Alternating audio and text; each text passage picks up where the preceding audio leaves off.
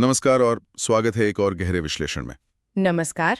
आज हम जिस कहानी की तहों में उतर रहे हैं वो आपको सोचने पे मजबूर कर देगी, शायद थोड़ा असहज भी कर दे। हाँ, बिल्कुल। हम बात कर रहे हैं सैरा पिनबरो की काफी चर्चित किताब बिहाइंड हर आइज की। जी। ये ऊपर से देखने पर तो एक साइकोलॉजिकल थ्रिलर लगती है, मतलब उलझे रिश्ते, गहरे राज, वो मनोवैज्ञानिक तनाव। हाँ हाँ, वो सब कुछ है इसमें। लेकिन कहानी जैसे जैसे आगे बढ़ती है ये कुछ ऐसा मोड़ लेती है जिसकी आप कल्पना भी नहीं कर सकते। सही कहा। हमारे पास इस किताब का एक विस्तृत सारांश है और आज हमारी कोशिश है कि इस जटिल कहानी के सार को समझें, इसके किरदारों की परतें, कहानी का वो घुमावदार रास्ता और सबसे जरूरी वो चौंकाने वाला सच जो अंत में सामने आता है। हाँ, जो सब कुछ बदल देता है। ये सिर्फ एक कहानी का सारांश नहीं, बल्कि इस बात की पड़ताल है कि कैसे ये किताब थ्रिलर जॉनरे के साथ खेलती है, बिल्कुल। तो चलिए फिर शुरू करते हैं। इस कहानी के रहस्यमयी दरवाजे को खोलते हैं। हाँ कहानी के केंद्र में 3 लोग हैं। सबसे पहले हैं लुईज। जी। वो एक सिंगल मदर है, अपने छोटे बेटे एडम के साथ रहती है और एक पार्ट टाइम सेक्रेटरी का काम करती है। मतलब उसकी जिंदगी थोड़ी उलझी हुई, थोड़ी अकेली सी है। हाँ, एक आम महिला की तरह लगती है शुरुआत में। फिर हैं डेविड। डेविड एक कामयाब मनोचिकित्सक हैं, दिखने में आकर्षक, लेकिन उनकी आंखों में पता नहीं एक अजीब सी उदासी या शायद कोई बोझ झलकता है। हाँ, कुछ तो है। और कहानी में तीसरा अहम कोना है अडेल, डेविड की बेहद खूबसूरत पत्नी। अडेल, हाँ। अडेल घर पर रहती है, उसके पास बहुत पैसा है, लेकिन वो बहुत अकेली लगती है और उसके व्यक्तित्व में कुछ बेहद रहस्यमय और शायद खतरनाक भी है। बिल्कुल, शुरू से ही वो इंट्रिग करती है। कहानी का आगाज होता है एक आम सी शाम से। लुईज अपने बच्चे को उसकी माँ के पास छोड़कर एक बार में ड्रिंक लेने जाती है, थोड़ी मस्ती के मूड में। हाँ। वहीं उसकी टक्कर डेविड से होती है। दोनों के बीच तुरंत एक स्पार्क महसूस होता है। वो बातें करते हैं, हंसते हैं और माहौल बनने पर एक किस भी कर लेते हैं। हाँ, लेकिन फिर डेविड अचानक चला जाता है। लुईस थोड़ा हैरान होती है, पर सोचती है चलो, एक रात की बात थी। मगर ट्विस्ट ये है कि अगले ही दिन जब लुईस अपने नए ऑफिस पहुंचती है, हाँ, तो पाती है कि उसका नया बॉस वही डेविड है। हाँ, कोई और नहीं बल्कि वही पिछली रात वाला डेविड है। जाहिर है दोनों के लिए बहुत अजीब, बहुत ऑकवर्ड स्थिति बन जाती है। हाँ, बिल्कुल। प्रोफेशनल माहौल में पर्सनल कनेक्शन। शुरुआत में वो दूरी बनाए रखने की कोशिश करते हैं, लेकिन उनके बीच का जो खिंचाव है वो इतना मजबूत होता है कि वो खुद को रोक नहीं पाते और उनका अफेयर शुरू हो जाता है। जी। यहीं से कहानी की जटिलता बढ़नी शुरू होती है। ये सिर्फ एक ऑफिस अफेयर की कहानी नहीं है। नहीं, बिल्कुल नहीं।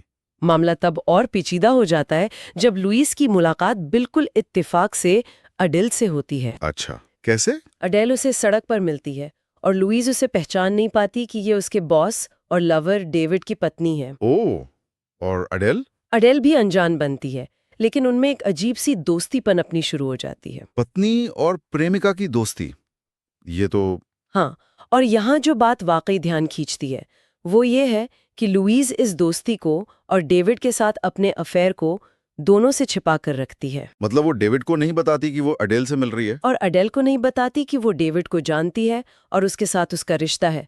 वो एक खतरनाक डबल गेम खेलने लगती है, बाप रे। जिसके नतीजों से वो पूरी तरह अनजान है। बिल्कुल। हाँ, ये जानना कि वो दोनों किरदारों से झूठ बोल रही है पाठक के मन में एक टेंशन पैदा करता है। एक तरफ वो डेविड के साथ चोरी छुपे मिलती है, दूसरी तरफ अडेल के साथ कॉफी पीने जाती है, जिम जाती है, अडेलो से अपनी शानदार जिंदगी की झलक दिखाती है। लेकिन उस खूबसूरती के पीछे कुछ तो गड़बड़ है, ये लुईस को महसूस होने लगता है। हाँ, कुछ तो है। बिल्कुल। जैसे जैसे लुईस इन दोनों के करीब आती जाती है, उसे डेविड और अडेल के रिश्ते की अजीबोगरीब बातें पता चलने लगती हैं। अच्छा, जैसे कि? उनका रिश्ता प्यार भरा कम, तनाव और नियंत्रण से भरा ज्यादा लगता है। डेविड जरूरत से ज्यादा अडेल को लेकर प्रोटेक्टिव लगता है, लेकिन क्या ये परवाह है या कैद? ये सवाल उठता है। हाँ, वही। वो अडेल की दवाइयों को कंट्रोल करता है, उसके फोन कॉल्स पर नजर रखता है। ओह। दूसरी तरफ अडेल भी डेविड से डरी हुई सी लगती है, लेकिन साथ ही उसमें एक चालाकी भी दिखती है। उनके घर का माहौल बाहर से शांत पर अंदर से बहुत बोझिल और ठंडा महसूस होता है। और अडेल का बर्ताव लुईस के प्रति भी बड़ा कंफ्यूजिंग है ना? हाँ, बहुत ज्यादा। एक पल वो लुईस की सबसे अच्छी सहेली बनती है, उसे महंगे तोहफे देती है, अपनी पर्सनल बातें शेयर करती है। और दूसरे ही पल वो ऐसे इशारे करती है जिससे लगे कि डेविड खतरनाक है और लुइस को उससे दूर रहना चाहिए। वो लुइस को अपनी दोस्त कहती है, लेकिन क्या वो वाकई दोस्त है या लुइस का इस्तेमाल कर रही है, ये समझ पाना बहुत मुश्किल हो जाता है। ये विरोधाभास कहानी का एक अहम हिस्सा है। अडेल लुइस को अपनी तरफ खींचती भी है और उसे डराती भी है। वो अपनी कहानी के कुछ हिस्से बताती है, जैसे कि उसके माता पिता की मौत एक आग में हुई थी, या उसकी दोस्ती रॉब नाम के एक लड़के से थी जो एक मेंटल हेल्थ फैसिलिटी में मिला था। अच्छा, रॉब, ये नाम याद रखने वाला है। हाँ, लेकिन सब कुछ बहुत धुंधला और अधूरा सा लगता है। लुइस को लगने लगता है कि अडेल कोई बहुत बड़ा और गहरा राज छिपा रही है। शायद उनके अतीत से जुड़ा कोई भयानक सच हो सकता है। और इसी उधेड़बुन के बीच लुइस के साथ कुछ और अजीब होना शुरू होता है। हाँ, वो सपने। उसे रात में भयानक और बहुत ज्यादा वास्तविक लगने वाले सपने आने लगते हैं, जिन्हें नाइट टेरर्स कहा जा सकता है। जी। वो सपने में किसी गलियारे में भाग रही होती है, किसी दरवाजे तक पहुंचने की कोशिश कर रही होती है और एक अजीब सी दहशत महसूस करती है। ये सपने इतने तीव्र होते हैं कि उनकी वजह से वो दिन में भी थकी हुई और परेशान रहने लगती है। उसे समझ नहीं आता कि ये सब उसके दिमाग का खेल है, उसके अफेयर के गिल्ट का नतीजा है, या फिर अडेल और डेविड के रहस्यमयी माहौल का उस पर असर हो रहा है। हाँ, यहाँ एक महत्वपूर्ण सवाल खड़ा होता है जो कहानी को आगे बढ़ाता है। क्या ये सब मनोवैज्ञानिक है? मतलब क्या लुइस का दिमाग इस तनाव, अपराध बोध और रहस्य के बोझ तले दब रहा है, या फिर इन सपनों का, अडेल के अजीब व्यवहार का और डेविड के नियंत्रण का कोई गहरा अप्राकृतिक कनेक्शन है? कहानी बहुत चालाकी से पाठक को मनोवैज्ञानिक थ्रिलर और अलौकिक संभावनाओं के बीच झुलाती रहती है। हाँ, हमें लगने लगता है कि शायद अडेल मानसिक रूप से बीमार है, या डेविड एक अब्यूजिव पति है, या लुइस खुद भ्रम का शिकार हो रही है। ठीक कह रहे हैं। पाठक लगातार अनुमान लगाता रहता है, क्या डेविड ने अडेल के साथ कुछ बुरा किया है? क्या अडेल उतनी मासूम है जितनी दिखती है? क्या लुइस पागल हो रही है? और जब आप पूरी तरह से इस मनोवैज्ञानिक जाल में उलझ जाते हैं, तभी कहानी एक ऐसा यू टर्न लेती है जिसकी आपने बिल्कुल उम्मीद नहीं की होती। यहाँ कहानी वाकई में असाधारण हो जाती है। हाँ, कहानी का क्लाइमैक्स इसके सबसे विवादास्पद और यादगार हिस्सों में से एक है। ये अचानक से जॉनरा बदल लेती है।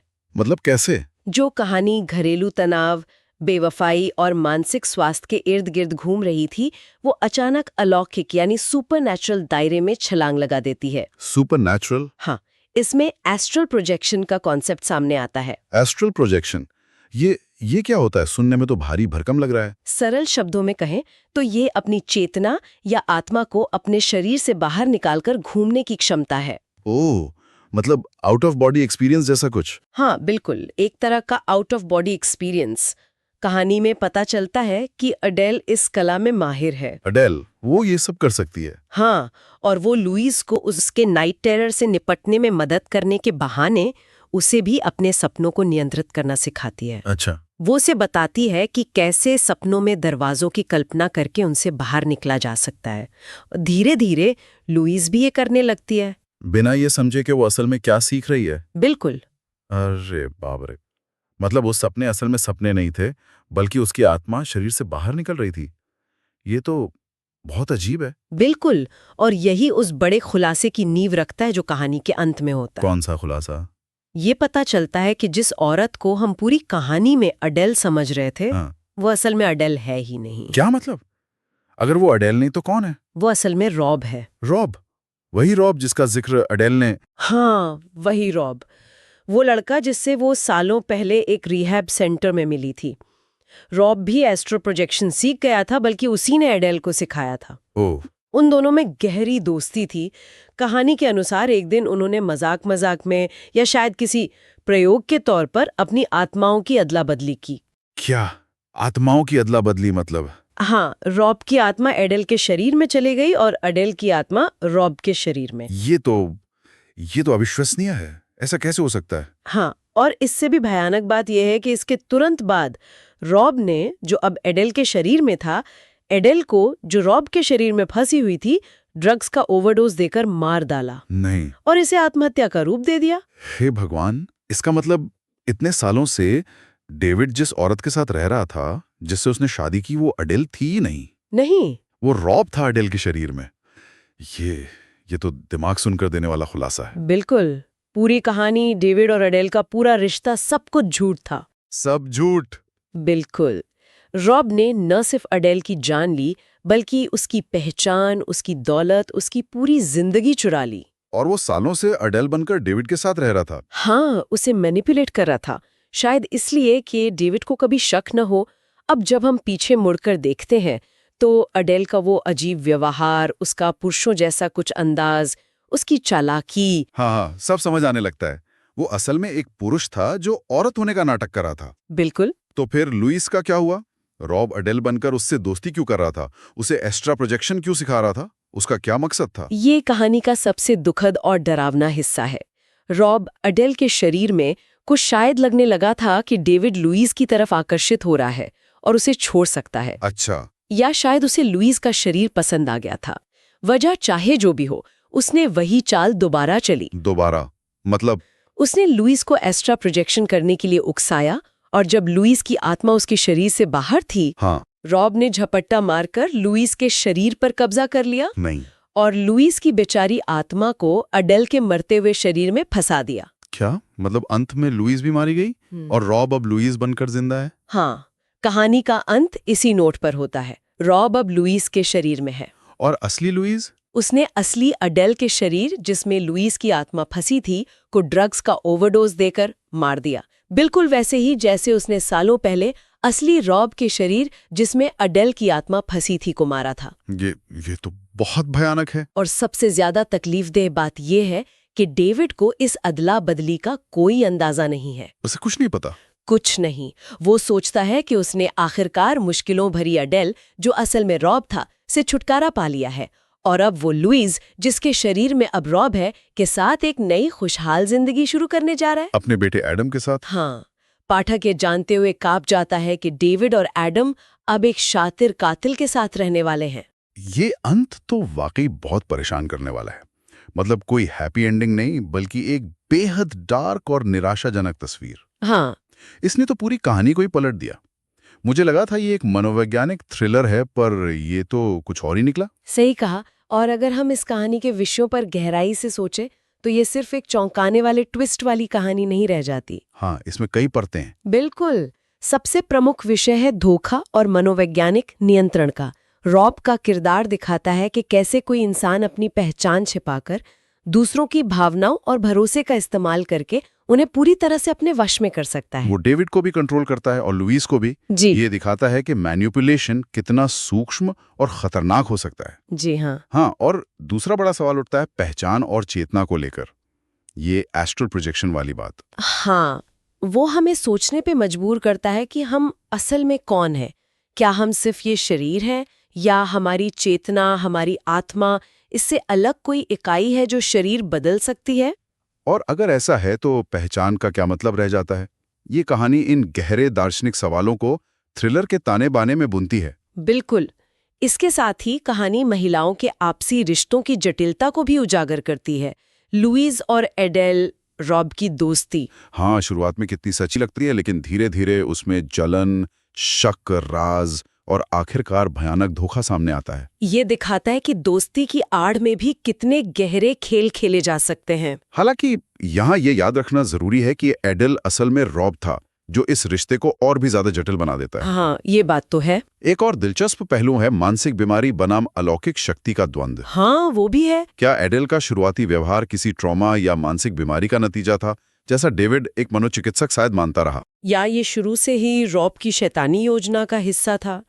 कहानी जानबूझकर इन रेखाओं को धुंधला रखती है, जिससे पाठक लगातार संदेह में रहता है। हाँ, ये हमें सवाल करने पर मजबूर करता है कि हम जिसे किसी की अजीब हरकत या बीमारी समझ रहे हैं, क्या उसके पीछे कोई और ही सच्चाई हो सकती है? हाँ, ये धुंधलापनी कहानी को इतना प्रभावी बनाता है। ये पाठक की धारणाओं के साथ खेलता है। तो इन सब का मतलब क्या निकलता है? इस कहानी से हम क्या लेकर जाते हैं? मेरे लिए तो सबसे बड़ा सबक यही है कि चीजें कभी भी वैसी नहीं होती जैसी दिखती हैं। बिल्कुल। किसी इंसान की मुस्कुराहट के पीछे, उसकी आंखों के पीछे क्या चल रहा है, ये जानना लगभग नामुमकिन हो सकता है। सच अक्सर हमारी कल्पना से भी ज्यादा अजीब और डरावना हो सकता है। आपने बिल्कुल सही कहा। ये कहानी विश्वास, पहचान और वास्तविकता की हमारी समझ पर सवाल उठाती है। ये पूछती है कि हम जिसे प्यार करते हैं, जिस पर भरोसा करते हैं, उसे हम सच में कितना जानते हैं। क्या हम कभी किसी की आंखों के पीछे झांक सकते हैं?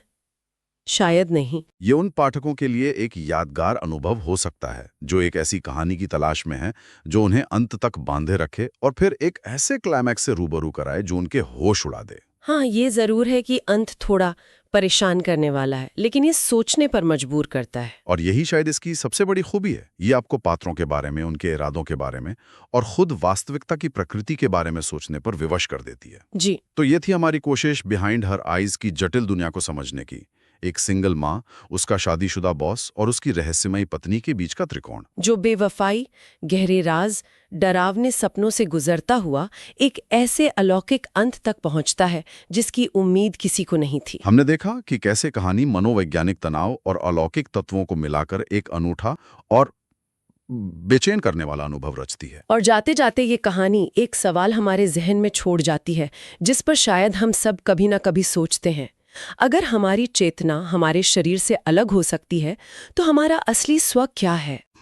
क्या हमारी पहचान महज एक भूमिका है जिसे हम निभा रहे हैं, या ये कुछ और गहरा है? और अगर कोई हमारी पहचान चुरा सकता है, हाँ, तो फिर भरोसे का क्या मतलब रह जाता है?